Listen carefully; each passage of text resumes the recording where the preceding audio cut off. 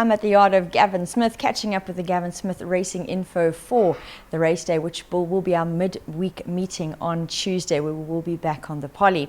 Now, the yard is ticking over really smartly, and they'll start off on Tuesday with the two runners, Miss Pryor, who's in steady placed form, and she'll be joined by Ruby Clare. Yeah, nice. Both these girls doing quite fine at home. Track and trip is quite fine for them, albeit saying Miss Pryor thought she'd be better over a little bit shorter, but we have taken the blinkers off over the 1200, so we're rather conservatively. Moving to race 2, American Dream won his last well. He'll be joined by Sandbank, who'll be having his third start after a short break. Both these boys' work at home's been decent, nice, and we'll include them both in all the exotics. Happy Holly steps out in the Aloe Stakes, which is a non-black type feature for 3-year-old fillies over 1300 in race 3. No, to change some things at home with her, and she's in a good space.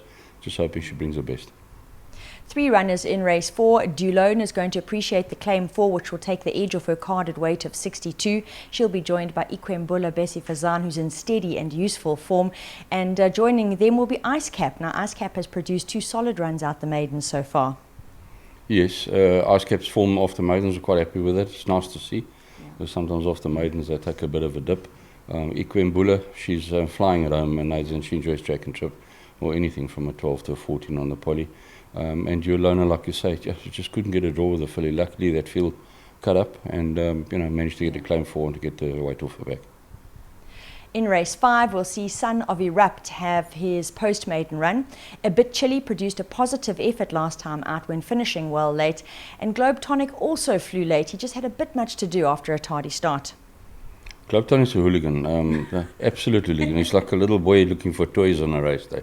And if he just concentrates, he can be right in the money nights. Bit Chilly, positive run last time out, decent draw Friday, and expecting a fair effort, on Tuesday. Yeah. And Son of Erupt, I feel he's come on after that, and he's looking nice and rounded and muscled up nice. Good to hear. Another 3 runners in race 6 here. Cool Cat steps out. Now, he ran a super race last time out, which was his first run after the gelding. He finished in second. Adea will be trying the blinkers. And William I, always thereabouts, he further lifted his game to win his last well. I wouldn't leave all 3 of them out back in the quartet snades. Adea, he's doing really well again at home. William won a good race last time out, and like you said, Cool Cat, good effort, and his work at home's been really good. Flight Display in race 7 will start for the first time for the yard. Now, she did win her last, which was in the Western Cape. Lovely big filly, big action nights. Unfortunately drawn wide, so we're going to have to take our medicine, either try and go forward or drop her in. We just have to see how the race pans out.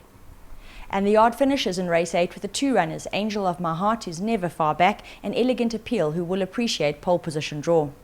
Elegant strengthened up again. Now it's doing better work at home. We would include in the quartets, and Angel of My Heart, she's holding form, and I think against the girls, there's kind of a trip, she's going to be a runner. Got to reiterate, the yard is in super consistent form, really steady, number of runners to take note of, so do just that.